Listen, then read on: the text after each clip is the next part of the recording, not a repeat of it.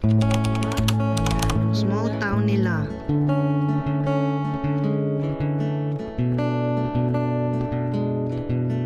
Hello mga love-love! So inabot na tayo ng ulan. So na mga love-love, ang Lake Moreno. Chanting yung feels. Isang magandang umaga mga love-love. Napakaganda ng araw today. Kaya naman bibisitahin namin ang isa sa pinakasikat na tourist spot dito sa Enigo, ang Cathedral of Santa Justina. Ayun mga love-love doon.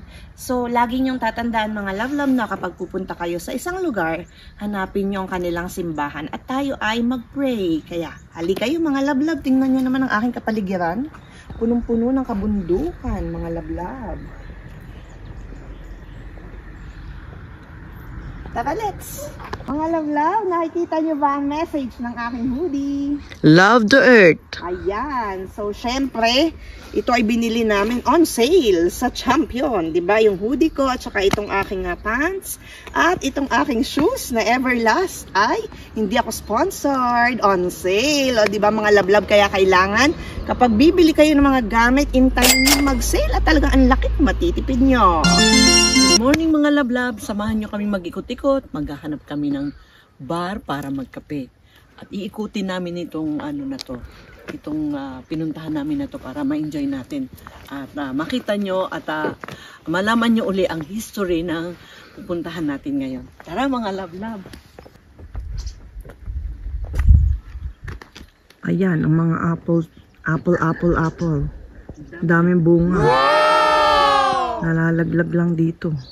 Alam nyo mga love-love, nahahalata namin dito, parang walang masyadong sa Parma kasi maaga pa lang, madami nang nagkakape.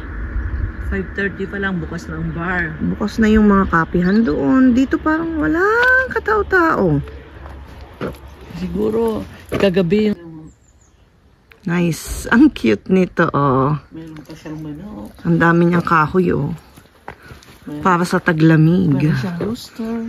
May butterfly. Ang may-ari siguro nito ay may-ari ng restaurant. Ang galing, oh. May rooster, may butterfly. Design na butterfly. Ayun, si Snow White. Snow White. And then merong man. Hello, mother. Hello, ito. Maabot kami ng mas.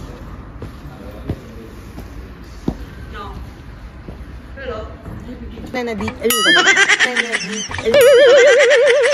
mga love-love, so nandito na tayo ngayon sa Cathedral of Santa Justina. So itong Parish Church na ito ay talagang may malungkot na nakaraan dahil 2 beses na siyang nirebuilt dahil lagi siyang nadidestroyed ng sunog. So noong taong late 1700s hanggang early 1800s, itinayo ito ni Francesco Minigazzi, itong parish church na ito. So itong parish church na ito ay idinededicate sa patron ng Padua na si Santa Justina. Kung nanonood kayo dati ng aking vlog sa Padua, Italy, nung pumunta ako doon, yung patron nila doon, idinededicate ito sa kanya. Bago yan mga love-love, ipapakilala ko muna sa inyo kung sino si Santa Justina. So brief lang to, parang brief facts about her is yung parents niya talagang nagmula sila sa mayamang pamilya sa Padua, Italy. So yung kanyang mga magulang ay nag-convert to Christianity dahil hindi sila hindi sila nabiyayaan ng anak. So ito nga, isinagot ang kanilang kahilingan at ibinigay sa kanila si Justina, si Santa Justina. So ang kwento dito, si Justina ay talagang napaka-dedicated, napaka-religious niya at talagang pinanindigan niya ang kanyang virginity. Yon, pinanindigan niya talaga, perpetual virginity nga ang tawag. And nung time na yon, pumupunta siya sa mga kulungan para parang i-preach yung mga nandoon na mga preso na Christian. So dahil doon, inaresto siya ng nung time na yon ng mga sundalo. So si Maximian, yung pumalit sa trono ng kanyang ama bilang isang nobleman, ay talagang na-struck, parang nabighani sa kanyang ganda. Kaya talagang gustong-gusto siyang makuha nitong Maximian na ito. Pero pinanindigan niya talaga yung kanyang paninindigan na i-maintain ang kanyang virginity. So dahil doon, pinatay siya sa pamamagitan ng, anong tawag sa sword, Mami? Espada. Espada, ayun. So yun ang malungkot na nakaraan niya.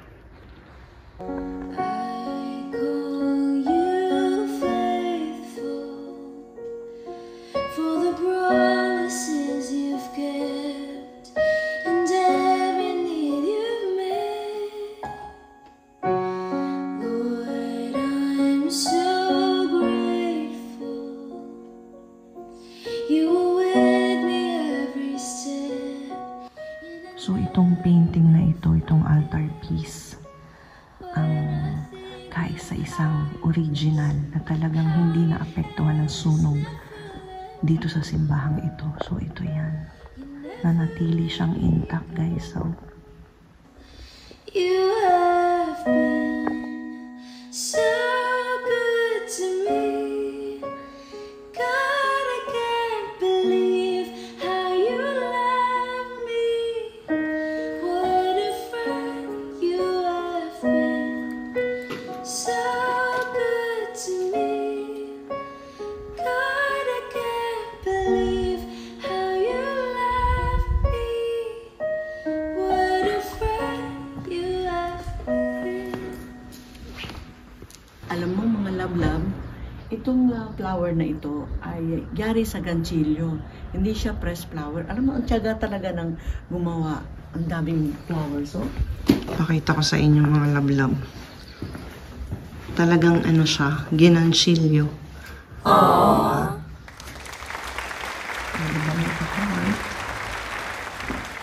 Yung mga love, dito sa tuktok ng church, ng cathedral, makikita nyo na yung buong town. Ito. Diba? Ayan, yung small town nila. Kasi nandito kami sa taas. Talagang sa pinakatuktok kami nakarating. Itong cathedral na ito, mga love, ay may dalawang, naging apat na. May dalawang bell towers. So ito yata ay bagong gawa noong after ng Great War. And then, tingnan natin kung makikita pa natin yung original niya talaga na tower. Yun pala mga love, yung isa, yung original na tower, bell tower. Ayan. Hindi ko kasi nakikita kanina eh. So, nasa likod pala siya. Tapos, ayun yung itinayo. After Great War. Yung sinabi ko kanina. Yung mga love, napapansin ko lang, pareho sila ng, sa Switzerland, yung mga bahay nila dito, pareho sila. Pareho ng style, ng design. Oh.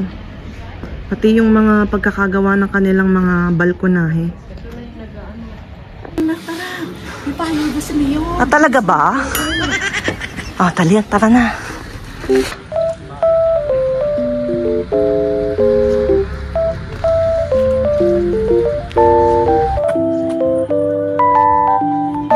Ayan mga love. Gamitin ko tong smartphone ko para makita ko yung kung ano itong animal na ito. So isa siyang kamosyo. Ayan. Hindi ko alam sa English. Pero native siya dito. Para siyang kambing. Parang usa. No, sabi parang kambing. Ayan. Kasi siya ay nabubuhay sa mga Alps. Diba? Sana makakita tayo ng isa. So, welcome to Scaliger Tower. So, nandito tayo ngayon sa plaza ng St. Mark. St. Mark Square, mga love. So, dati, nung 14th century, itong tower na to, apat yan. Kasi ano yan eh, parang quadrangular. Apat na tower. So, ito na lang ang natatanging natitira dito. So, ito ay open to public. And yung loob niyan, meron siyang mga parang mini museum na historical museum, archaeological, ganyan. Kaso, hindi tayo makakapasok ngayon dahil nagmamadali kami. So, ito na lang muna. Anong ginagawa mo dyan? Naghanap ako ng souvenir, na accessory. groceries. Tingnan mo yung hikaw. Magkano kayong earrings na yun? Ang ano dito, oh. Maharlika. Quanto costa ka? Yan yan. Yeah, punta tayo sa kapihan. Albergo San Marco. Wow, sala. Pwede daw si boss ng kape din sa Albergo de San Marco. Ayun na, tama. Oh, sala siya, oh. Mga lablab. Pag sa hotel ka pala nagkakape. Ay, pa biskuit.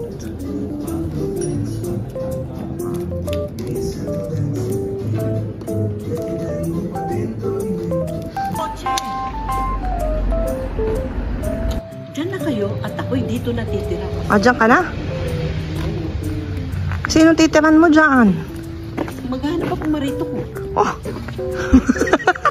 Wala ka talagang ano eh. Ewan ko sa'yo. Ano yung mga naglag? Ito pala na isa na hindi namin makita. Nandito pala ito dito mo makikita sa gilid. Eh, hindi naman kami nagpunta sa gilid. Sinabayan ka na naman mami ng mga ano, mga aso. Yung mga lablab, kung ako ang masusunod, gusto kong tumira sa lugar na ito. Pagkasama ko yung buong pamilya. Pero kung ako lang mag-isa, malungkot.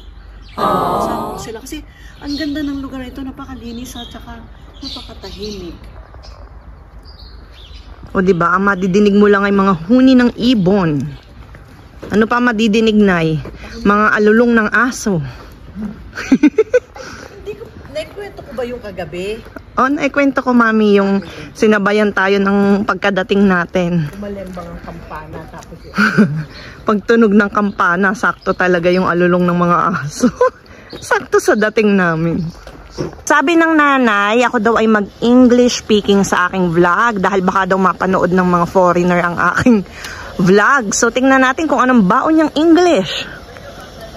As you can see the mountain.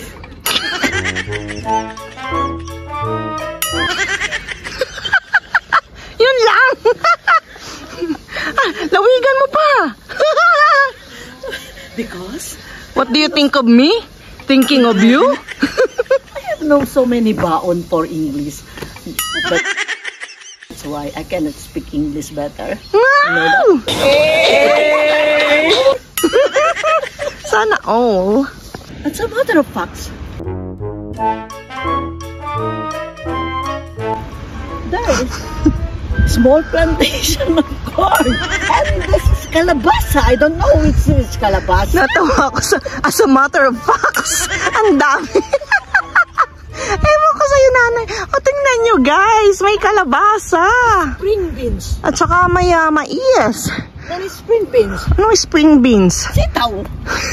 Spring beans? Sitaw. Saan? Wala naman, niloloko mo ko na eh. The beans. The beans. Ah! Yung Baguio beans. Baguio beans. Hindi makita. Okay. Love, so nakakatuwa itong aming staycation dito sa Enigo. Talagang aksidente ang pagkakapunta namin dito. And talagang nakakatuwa kasi hindi ko expected na ganito kaganda yung magiging apartment namin. Kasi sa totoo lang, nag-book lang ako, hindi ko na tiningnan kung ano itsura ng apartment, basta ako may tutulugan kami.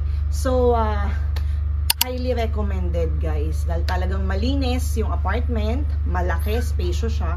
So, kung more than 5 kayo, meron pang pwedeng tulugan sa sala, dahil may mga dalawang sofa pa na mahaba. So, nakakatuwa dahil lang parking lot.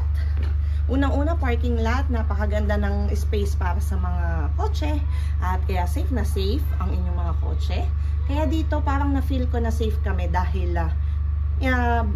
iniiwan lang namin bukas yung pinto. And talagang parang walang mga magnanakaw ganun. So, safe na safe. Kung gusto nyo pumunta dito, punta lang kayo dito sa Enigo, sa Vicenza, Italy. May nakalimutan ako guys, so kung pupunta kayo dito, hanapin nyo lang sa booking.com yung Residence Tana. So madami siyang mga apartment na tabi-tabi. Ayan, sa kabilang side. Ito yung amin, number 6, and then meron pa sa iba.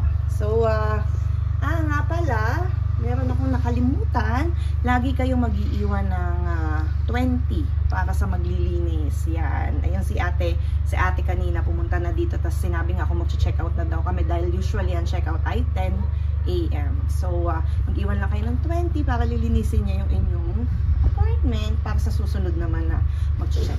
Okay? Ayan, so paalis na ulit kami and pupunta na ulit kami sa another destination. Yan! Exciting! Malalaman yan mamaya. Stop over muna. Magbe-breakfast muna mga pogi. Orange juice muna and coffee. Naubos na yung pancake. Sarap.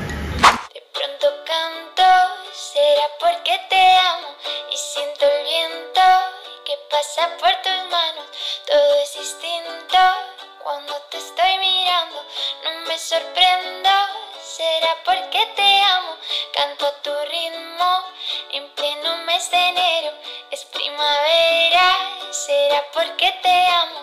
Si estamos juntos, no sé ni dónde estamos. Que nos importa, será porque te amo. Plantation ng mansanas.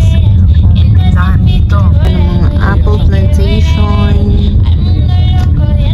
Mga apples. Canto por ti, por un amor que aparece, que nace y que crece dentro y fuera de mí. Pronto canto, será porque te amo y siento el viento que pasa por tus manos. Todo es distinto cuando te estoy mirando. No me sorprendo, será porque te amo. Canto a tu ritmo en pleno mes de enero. Es primavera, será porque te amo.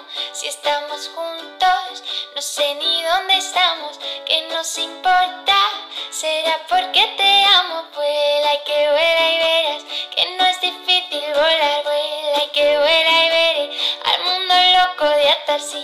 Canto, canto por ti, por un amor que aparece, que nace y que crece dentro. Será porque te amo. Si estamos juntos, no sé ni dónde estamos. Que nos importa, será porque te amo. Vuela y que vuela y verás que no es difícil volar. Vuela y que vuela y veré al mundo loco de atarse. Canto, canto por ti, por un amor que aparece, que nace y que crece dentro y fuera de mí. Hello mga love-love! So inabot na tayo ng ulan at nandito tayo ngayon sa Molveno. Ayan! Ang Molveno ay sabihin na natin 40 kilometers away from Trento. So ito ay part ng Trento. Isa itong town na meron lang 1,000 inhabitants. So ang pinaka famous dito ay ang kanilang lake. Lake Molveno. So hahanapin natin yung lake na yun dahil sobrang enchanting daw talaga. Kaya samahan nyo akong mag-vlog sa ulan at itong ating part 2. Samahan nyo kami mga lablab at ating tuklasin ang ganda ng Lake Molveno. Okay? Mga lablab, totoo nga ang chismis. Enchanting, really. Oh my goodness gracious. Kung hindi lang umuulan, gandang mag-ano dito, maggala. Sinabi naman talaga na maulan ngayon. So, kami pa din naman yung nag-push. Nandito tayo ngayon sa tulay na umuuga-uga. Ayan. So, dapat pupunta kami talaga ng Lago de Bresse. So, hindi kami natuloy doon dahil ang weather forecast talaga for today, buong Italy ay masama ang panahon. So, doon kasi may mga thunderstorm pa. So, dito, rainfall lang. So, lago din naman ito. At alam nyo ba na ito ang pinakamagandang lake sa buong Italy? Wow!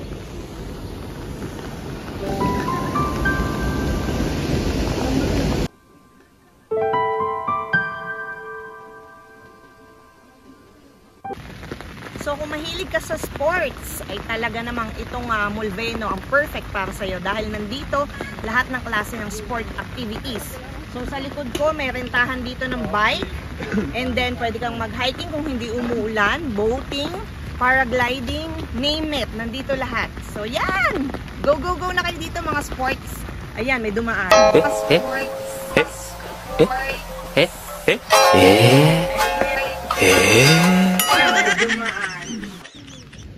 Oh, wow.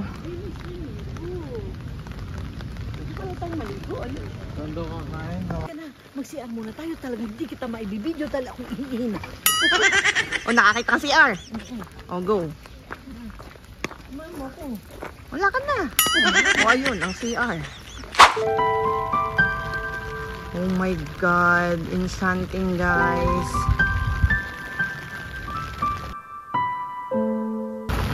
So, eto na mga lablab, ang Lake Mulveno. Ito na nga mga lablab, ito na yung Lake Mulveno. Talagang nga partida talaga, umuulan pa yan, pero talagang enchanting yung feels ng nandito. Para tuloy akong newscaster, dala ko ng payong.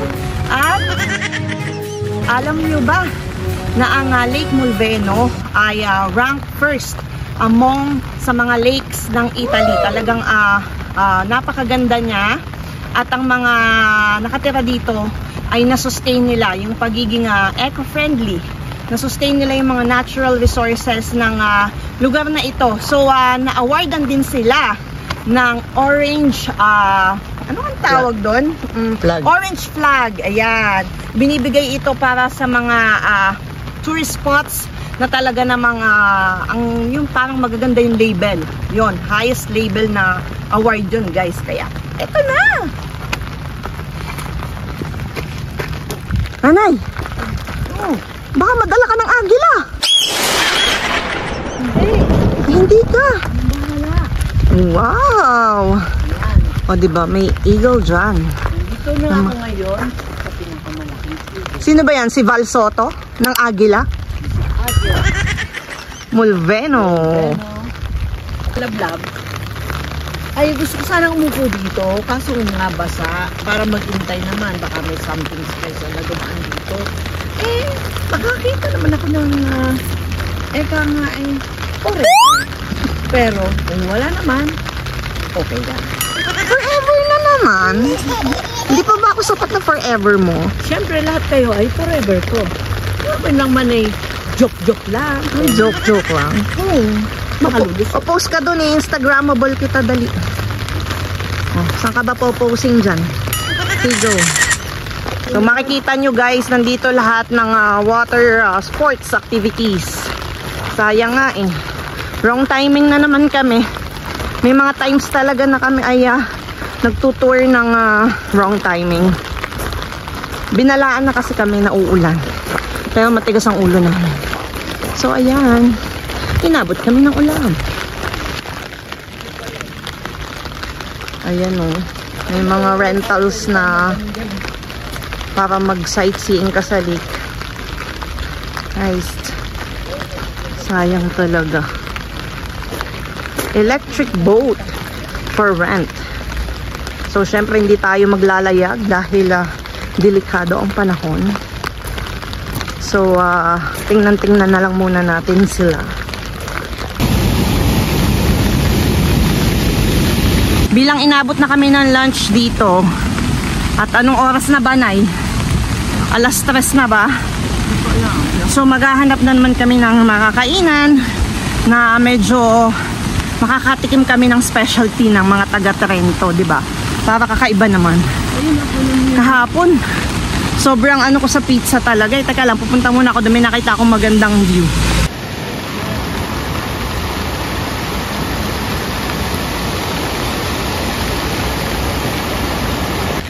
Alam nyo ba mga lablab na dito ay speaking ano sila, German, Italian, and English. So pag nakikita nyo yung ibang ano dito, mga German brand. So kain tayo. Nakakita kami ng restaurant. Inaayos pang aming table. Order mo, madam. Ang order ko ay may kabinat isa. Order namin ni Gab ay homemade fettuccine with herbs, mushrooms, and crunchy speck. Ang order naman ni Mami at ni Matt ay semi-wet pappardelle with beer sauce and juniper perfume. O diba ang haba? Napakahaba. Gutom ka na bago mo ma-pronounce. Yeah. So yan ang dalawa. So yun na nga mga lablab, kumain kami ng kami lang. Dahil si boss, problema na naman ang parking. So naiwan na naman siya sa parking lot. Lagi na lang siyang kawawa, lagi na lang siya naiiwan. So hintay ko lang ang tawag niya para ipag-take out siya ng food. Oh wow! Ang nice ng banana split mo. So nice. She's cute. Wala kay Matt. Yung lablab, very mindful ang glitter kasi alam niya kung ano yung kailangan ko at kailangan namin. For example, Kailangan namin ng menu, magdala. ano pa? Tapos yung Kutsara. binigyan ako ng kutsara. Eh, siguro nakita kayo, kailangan akong gumamit ng fork. Okay. Ayan mga lablab, dahil madami sana kami pwedeng gawin activities kung hindi magkana ang panahon. So, bibili na lang kami ng souvenir para kami may alaala dito sa Mulgreno. Balik na lang kami sa mother time na hindi masama ang panahon.